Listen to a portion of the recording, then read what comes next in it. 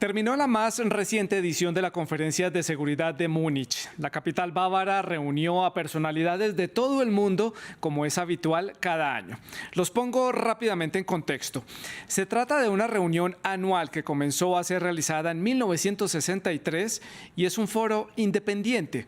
Reúne a cerca de 350 figuras de alto nivel a escala internacional, procedentes de más de 70 países. Y el fin de este encuentro es simplemente debatir sobre los desafíos de seguridad que se están presentando en la actualidad. Este año el foco, como era de esperarse, fue la guerra en Ucrania, las repercusiones que este conflicto ha tenido a nivel internacional. También los participantes estuvieron de acuerdo en la necesidad de fortalecer justamente la defensa de Ucrania para lograr repeler la invasión rusa y también buscar mecanismos para terminar con este conflicto en el este de Europa. En esta edición, a la que Rusia por primera vez no fue invitada, Estados Unidos acusó directamente a Rusia de crímenes contra la humanidad. Veamos. Case of Russia's actions in Ukraine. En el caso de las acciones de Rusia en Ucrania, hemos examinado la evidencia. Conocemos los estándares legales y no hay duda. And there is no doubt. Estos son crímenes contra la humanidad. Are crimes against humanity. A punto de cumplirse un año del inicio de la invasión rusa a Ucrania, hay varios puntos que preocupan a la comunidad internacional. Uno de ellos es que a nivel logístico y militar Rusia no haya mostrado toda su capacidad. Por eso la urgencia entonces de fortalecer al ejército ucraniano, algo en lo que la Unión Europea se mantiene firme y dispuesta a dar todo su apoyo a Kiev. Tenemos que redoblar esfuerzos y tenemos que continuar con el apoyo realmente masivo que es necesario. Que estos planes imperialistas de Putin fracasen por completo. Este es un objetivo que Ucrania es capaz de ganar.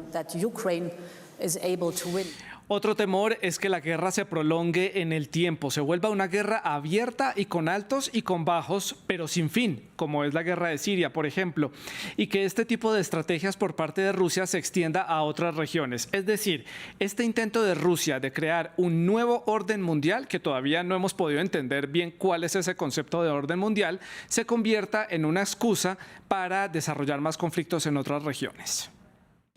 Wars are unpredictable. Las guerras son impredecibles y no sabemos cuándo ni cómo terminará esta. Pero sí sé esto, incluso si la guerra termina mañana, nuestro entorno de seguridad ha cambiado a largo plazo. No hay vuelta atrás. El Kremlin quiere una Europa diferente, una en la que Rusia controle a sus vecinos. One where Russia controls neighbors. We also know También sabemos que Beijing está observando de cerca el precio que paga Rusia o la recompensa que recibe por su agresión. Lo que está sucediendo en Europa hoy podría suceder en Asia mañana. What is happening in Europe today could happen in Asia tomorrow. El fin de esta conferencia también coincide con la visita del presidente de Estados Unidos, Joe Biden, de manera sorpresa a Kiev. Allí se reunió con el presidente Volodymyr Zelensky. Viendo las imágenes de los dos mandatarios caminando por la capital ucraniana, ¿qué pensarán los rusos en este momento? Ante la acusación por parte de Washington hacia Moscú de realizar crímenes contra la humanidad, ¿esto qué resonancia puede tener a nivel internacional y qué repercusión va a tener para Rusia? En esta conferencia podemos decir, en esta conferencia de seguridad puntualmente, ¿será el punto de partida de un nuevo capítulo en la guerra de Ucrania o se configurará una nueva defensa de Ucrania de cara a una posible incursión a gran escala por parte de Rusia, como temen que va a suceder en la primavera? Pues se lo vamos a preguntar a nuestros invitados y analistas del día de hoy. Para conversar sobre este tema hemos invitado a Talia Iskan. Ella es especialista en seguridad y política internacional, y también se une a esta conversación Javier Rentería. Él es investigador asociado de Global Codes de la Universidad Ramón Llull. También es especialista en estudios críticos de seguridad y desmilitarización. Les recuerdo que ustedes también hacen parte de esta conversación. Pueden dejar todos sus comentarios y sus preguntas a través de las redes sociales. Ya lo saben, estamos en Twitter, en Facebook y en Instagram. Nos encuentran como @France24_ES. La etiqueta para que dejen los comentarios es numeral el debate F24 todo junto. A mí me encuentran como @Santilogo en Twitter. No olviden también que todos los contenidos de este programa están disponibles en Apple Podcast, en Spotify, en Deezer y en TuneIn. Le doy entonces la bienvenida a Talia en la Ciudad de México. Gracias por estar con nosotros hoy en el programa, Talia. ¿Y cuál es el balance que puede hacer y el análisis que le deja esta conferencia de seguridad de Múnich? Bienvenida. Hola Santiago, muchas gracias por el espacio. Pues cabe destacar que la conferencia de Múnich claramente es un instrumento importante en términos de analizar política internacional y seguridad internacional, pero por otro lado tú mencionaste un nuevo juego en términos de la configuración de la estrategia de la guerra. Pues antes que nada, claramente se generan muchas narrativas, pero lo que nosotros buscamos en este escenario, si lo que buscamos es construir la paz, antes que nada es un diálogo con Rusia. Entonces estamos hablando de una reunión sin presencia de Rusia, únicamente organizado por parte de los países occidentales. Entonces claramente está el discurso occidental, está un heroísmo ucraniano y está todo el reclamo por parte de Ucrania de pedir más ayuda militar. Pero si realmente queremos entender qué va a hacer Rusia o cómo va a avanzar esa guerra, se me hace también un poco irrelevante el esfuerzo en términos de predecir la guerra, pues es una guerra sin fin y también cabe destacar que es una guerra multidimensional, así que hay que visualizarlo en términos de la seguridad humana, es decir, seguridad alimentaria, seguridad económica, seguridad personal, el tema de los refugiados. El día de hoy estamos hablando de 7.2 millones de refugiados, Santiago. Sí. Entonces también está una crisis humanitaria y en esta conferencia se habla únicamente de parte de comercio de armas y solo estamos viendo parte de Ucrania. Yo creo que eso es el problema, porque se dice que la guerra es impredecible, pero la parte rusa o no occidental siempre ha argumentado que era bastante predecible ese movimiento. Entonces, yo sí lo veo relevante, pero no tan cambiante o no tan crucial en términos de la pacificación. Claro. Pues vamos a hacerle la misma pregunta a nuestro siguiente invitado, Javier. Bienvenido, gracias por estar con nosotros. Vamos a conocer también su opinión, el balance y el análisis que hace usted una vez finalizada esta conferencia de seguridad en Múnich, en Baviera, en Alemania, que tuvo, como ya lo decíamos, punto central, la guerra en Ucrania. Bueno, hola a todos. Un placer estar aquí con vosotros. Mi balance sería similar al realizado por Tania. Realmente ha sido una conferencia en la que ha faltado uno de los grandes protagonistas de la seguridad internacional, que es Rusia, y por lo tanto los grandes ejes que suelen llevar esta conferencia, dirigir la conferencia, que suelen ser el nexo de seguridad y desarrollo, la seguridad energética, también temas sobre cómo los autoritarismos están aumentando en torno a la seguridad y a las opciones de este llamado nuevo orden mundial que se quiere establecer, pero básicamente desde el ámbito europeo especialmente la narrativa que se ha defendido en esta conferencia ha sido la de tratar de establecer vías más rápidas para armar a Ucrania y establecer también canales de comunicación entre los países europeos, tanto para enviar a Ucrania y también para aumentar las reservas estratégicas europeas. Sí. Sin embargo, sí es cierto que la falta de Rusia y en cierto modo las otras voces del sur global también han sido algo que se ha dado cuenta. De hecho, la presidenta colombiana ha tratado de abogar por una respuesta diplomática hacia este foro y se puede ver en las respuestas de los países latinoamericanos hacia la militarización y las ayudas hacia Ucrania con parte de armamento, cómo se ha tratado de limitar ese tipo de narrativa y ese tipo de vías. Javier, continúo con usted para hacer la ronda a la inversa. Los dos creo que coinciden en que un punto importante era la presencia de Rusia. ¿Qué diferencia podría haber tenido esta conferencia a la que habitualmente Rusia es invitada año tras año para hablar de los temas de seguridad? Y ahora creo que la comunidad internacional no le puede reprochar a Moscú si en algún momento tiene algún tipo de reunión similar a esta con alguno de sus países aliados, ya sea China, ya sea Corea, India, para hablar justamente de tema internacional, porque ya la comunidad, digamos, el mundo occidental se ha reunido precisamente para ver cómo armar a Ucrania para defenderse de Rusia. Rusia, en un balance de guerra, pues podría estar en un escenario en donde pueda hacer exactamente lo mismo. Javier. Sí, bueno, lo que podemos lo que hemos visto también en esta conferencia más imágenes ha sido la reunión que han mantenido tanto Antony Blinken como Moon Jae, los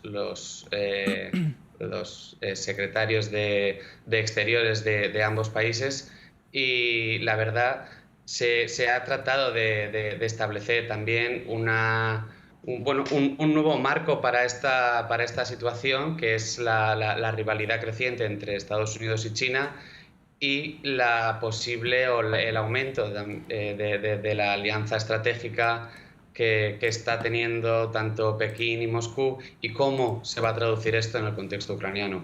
Claro.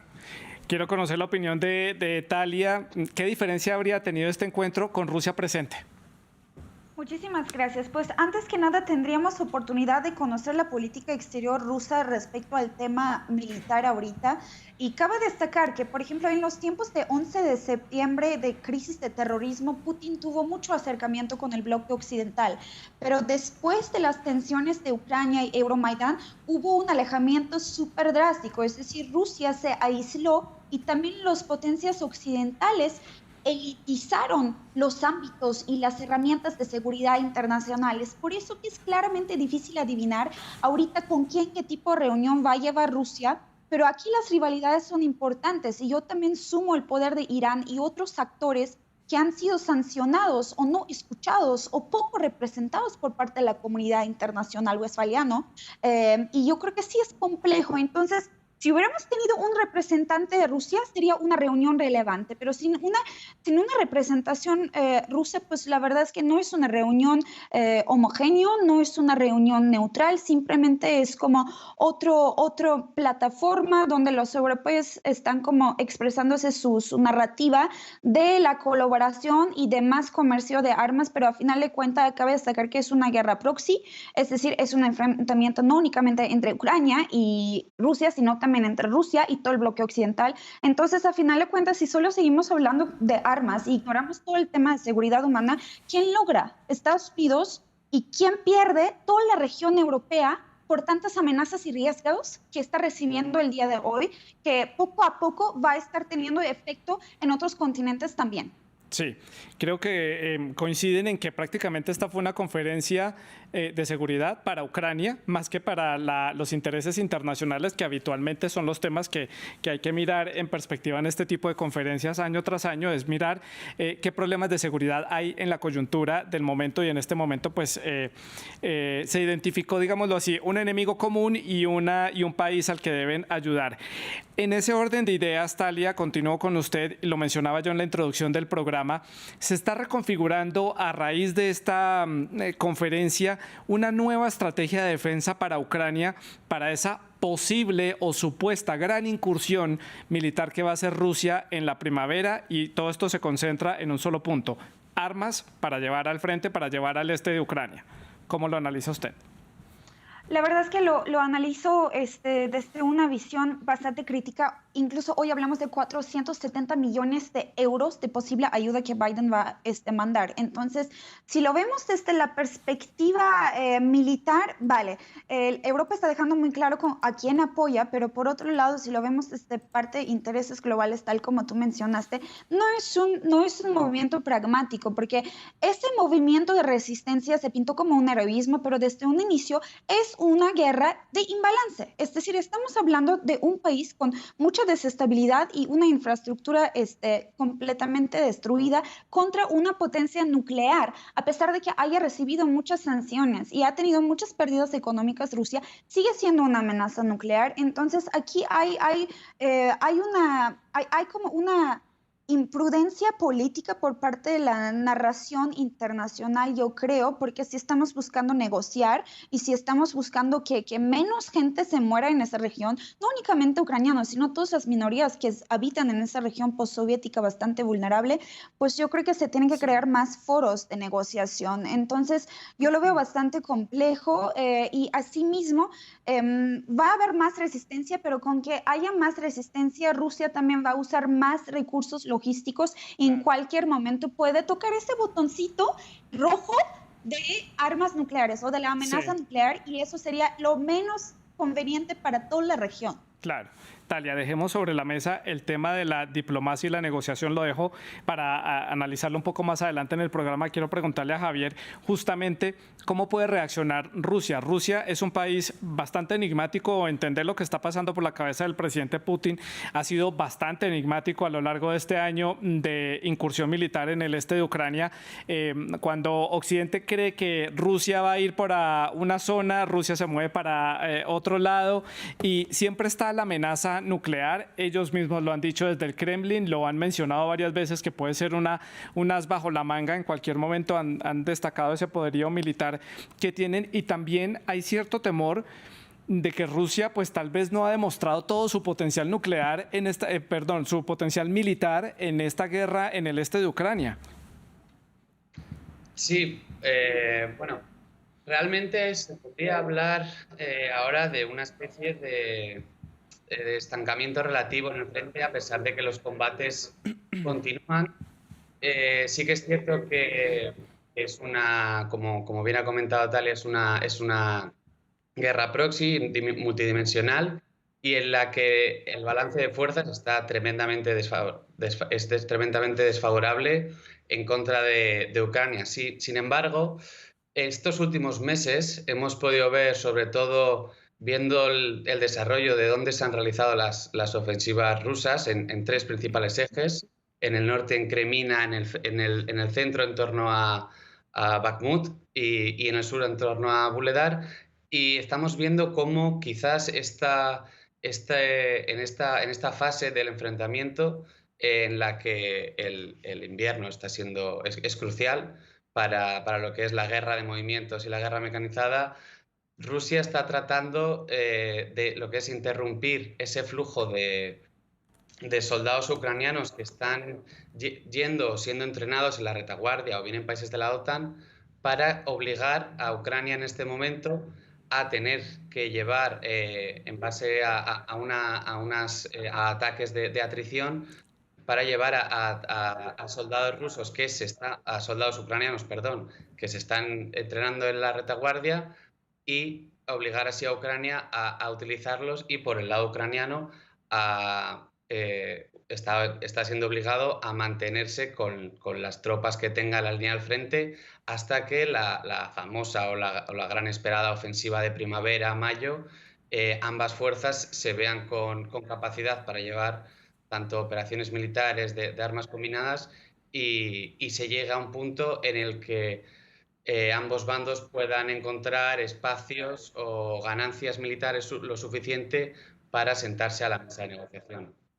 Javier, en este momento pues ya entendemos Ucrania con quién está respaldado. La Unión Europea y Estados Unidos es un bloque inmenso que respalda a Ucrania, pero en este caso Rusia tiene a China como un aliado. Pero aquí, ¿qué tanto margen de acción tiene China para poder respaldar a su aliado en el Kremlin en términos militares? ¿O China simplemente dará un apoyo, digámoslo, en el discurso más que en la práctica? ¿Cómo lo puede analizar?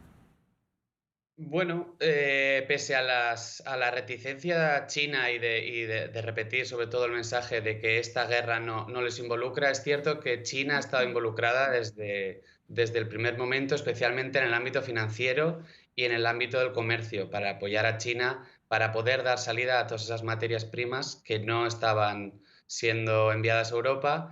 Y por el otro lado, por el lado del armamento, que es quizás el el tema más controvertido. En la misma reunión que tuvieron los jefes de exteriores, tanto chinos como estadounidenses, Anthony Blinken marcó como una de las líneas rojas el apoyo en términos de munición y de armamento de China a Rusia como una de las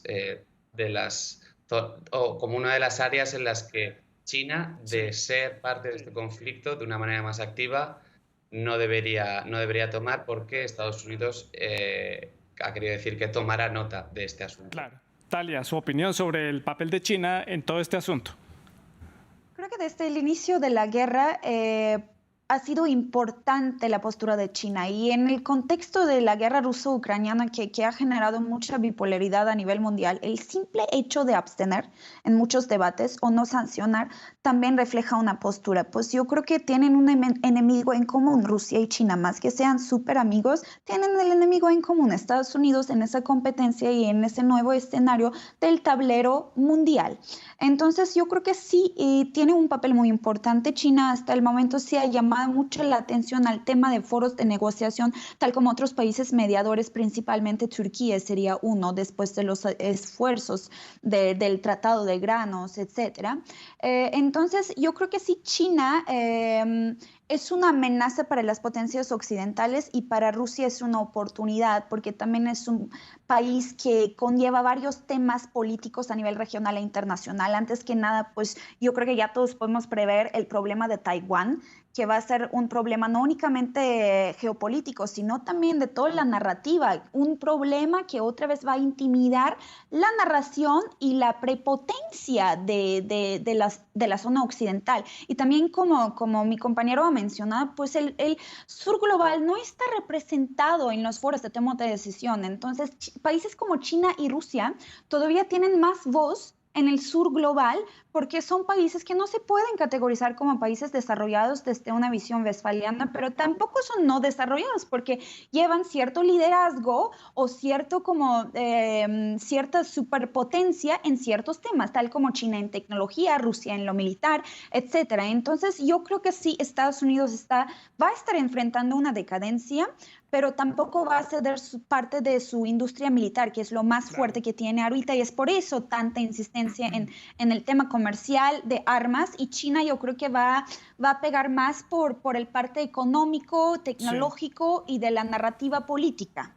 ¿Cree usted, Talia, que China va a ser ese actor internacional fundamental que puede llevar a Kiev y a Moscú a una mesa de diálogo, o esa gran apuesta sigue siendo Turquía, que ha sido un país que ha jugado un rol importante en todo el conflicto, ha ofrecido su territorio para diferentes mesas de diálogo sin un éxito, porque si no, pues no estaríamos en este escenario?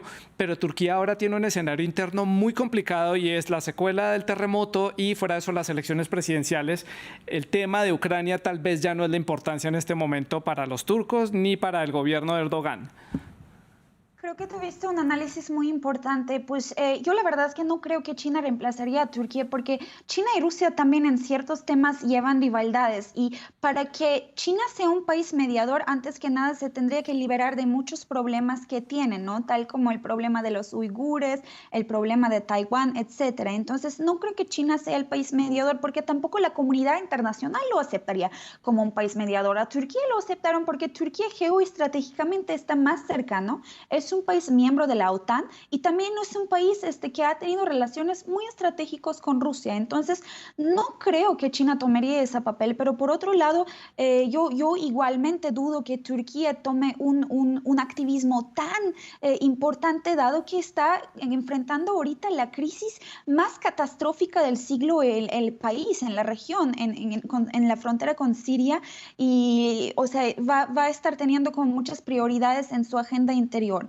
Pero eso no quiere decir que China va a tomar el liderazgo. Yo creo que China simplemente allá va a estar como respaldando a Rusia en algunas cuestiones y absteniendo en algunas cuestiones. Aquí lo importante es que no sean aliados, sino que China esté en contra de Estados Unidos. Y también cabe recalcar que China y Estados Unidos actualmente se encuentran en una guerra económica. Nunca hablamos de esos tipos de enfrentamientos, porque siempre nos importa lo tradicional, lo maquiavélico, lo de armas, pero también está está esa rivalidad. Entonces yo creo que China sí es un jugador muy importante, pero no en términos de mediador, sino en términos de crear nuevas alianzas junto con Rusia y otros países aislados o excluidos de la comunidad internacional.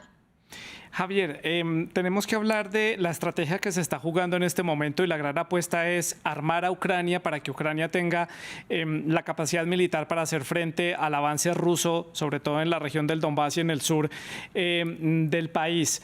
¿En dónde queda entonces la diplomacia? ¿Por qué los organismos internacionales y bloques como por ejemplo la Unión Europea, que siempre le apuestan un poco más a la diplomacia y al diálogo, en este escenario tal parece que la diplomacia ni siquiera la tuvieron en cuenta a la hora de conversar en este foro?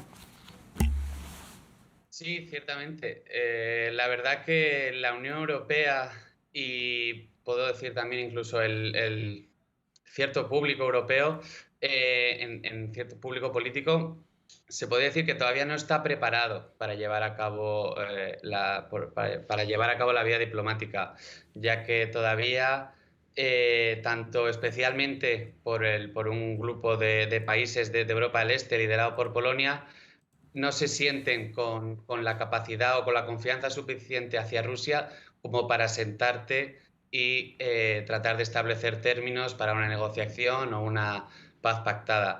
En este sentido, el vicepresidente de la Unión Europea y jefe de la diplomacia exterior, Josep Borrell, lo dijo claramente ayer en la conferencia del Múnich. Los ucranianos reciben muchos aplausos, pero poca munición. Claramente, ahora mismo desde la Comisión Europea y especialmente desde los países del este de Europa, que son los que más amenazados se sienten evidentemente por la agresión de Rusia a Ucrania, se va a tratar y se continúa todavía tratando de llevar a más esta escalada militar, y ejemplo de ello es el constante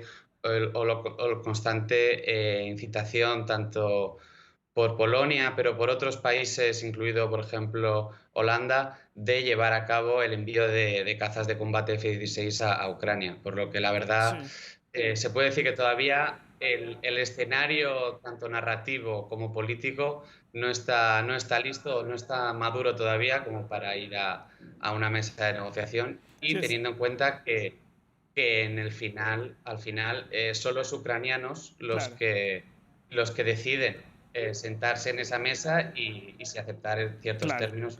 Y son finalmente los ucranianos los que están yendo al frente de batalla, porque aquí no hay tropas internacionales metidas en territorio ucraniano luchando con los ucranianos. Son los ucranianos los que están poniendo el pecho y la frente para poder combatir en terreno. Llama mucho la atención posiciones como por ejemplo la de Estonia, que hace un llamado a la Unión Europea a hacer una compra en conjunto de los 27 países, compra en conjunto de armamento para enviarlo a Ucrania. Yo creo que esto no había un precedente en conflictos o en escenarios similares donde un país fomentara que todo el bloque de la Unión Europea comprara armas cuando siempre se fomentaba el diálogo. Creo que aquí nos da para analizar algo importante, Tali y Javier, y es justamente la democracia. Este concepto de democracia, del diálogo, está desgastado, está agotado cuando se toma iniciativas como esta, como la que vimos en esta conferencia de Múnich, en donde se le apuesta al combate y a la militarización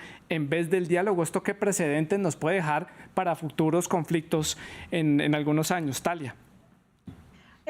Creo que la verdad, o sea, el término de democracia lleva muchos tiempos con un significado perdido. Es decir, todos los bloques siempre han empleado el término de democracia para justificar o desjustificar cualquier acto. Y tal como tú también previamente mencionaste con mi compañero, pues según Europa, por sus valores y por toda la integración regional avanzado que lleva, tiene la costumbre de promover la diplomacia. Yo veo diplomacia nula y pura hipocresía.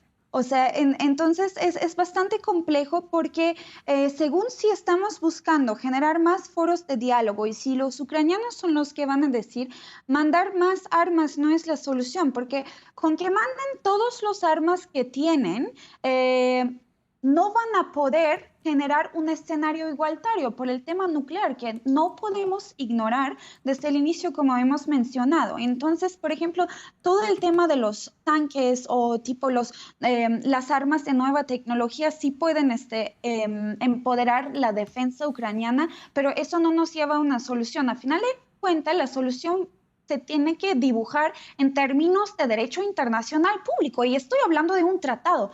Siempre, después de cualquier conflicto, vamos a regresar a la Primera Guerra Mundial, Segunda, Guerra Fría, necesitamos acuerdos, es decir, necesitamos más marco teórico. Sí. ¿Y quiénes son los que nos proporcionan eso? Las instituciones. Pero si nuestras instituciones internacionales toman partidos y allá están provocando los actores, los dos frentes de una guerra, claro, ¿cómo vamos a llegar a la paz? Entonces, simplemente es la impotencia de las instituciones. Sí. Y las mentiras atrás de los discursos de democracia, porque al final de cuentas, al parecer, ni los países europeos tienen amigos, tienen intereses en la región, sí, y no lo han jugado suficientemente inteligente. Es por eso que Rusia no ha cedido y sigue con ataques muy agresivos, claro, sin compartir su plan.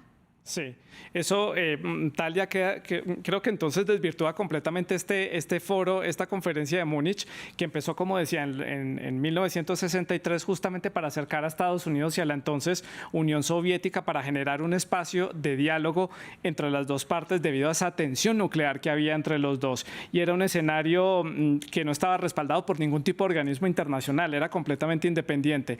Hoy en día, pues eso ha cambiado y vemos cómo esta conferencia pues ha tomado una clara tendencia debido a la coyuntura que estamos viviendo. Importante también analizar, no lo puedo dejar de mencionar, Estados Unidos en toda esta negociación, en toda esta conferencia, Javier, y sobre todo, importante esa visita del presidente Joe Biden a Kiev hoy para darle y mostrarle el completo respaldo que tiene Estados Unidos hacia Ucrania.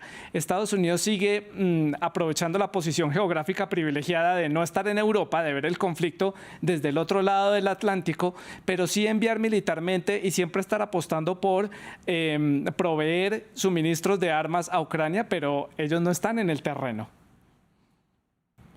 Sí, bueno, a mí lo que me está recordando un poco la postura de Biden o la narrativa que está tratando de establecer es un poco la narrativa de Roosevelt de armar a las democracias y tratar de establecerse como un poco pastor de las democracias liberales que tan amenazadas se ven ahora mismo. Es cierto que como coincido con Talia y contigo, Santiago, que este marco normativo, este marco basado en la paz liberal en el que se basaba tanto la proyección exterior de la Unión Europea como el apoyo a las instituciones internacionales, ha ido evolucionando en los últimos años, especialmente tras el Brexit, la llegada de Trump y lo que supuso eso en términos de que los europeos trataran de establecer esa independencia estratégica, esa brújula estratégica que se presentó el año pasado, y se ha tratado de establecer un cambio basado en la seguridad y el desarrollo hacia un marco más pragmático basado en la estabilidad y la contención de las amenazas en un mundo geopolítico que está en una creciente competición. Sí. Y en la que no solo en Ucrania, sino que en distintos escenarios, como por ejemplo en el Sahel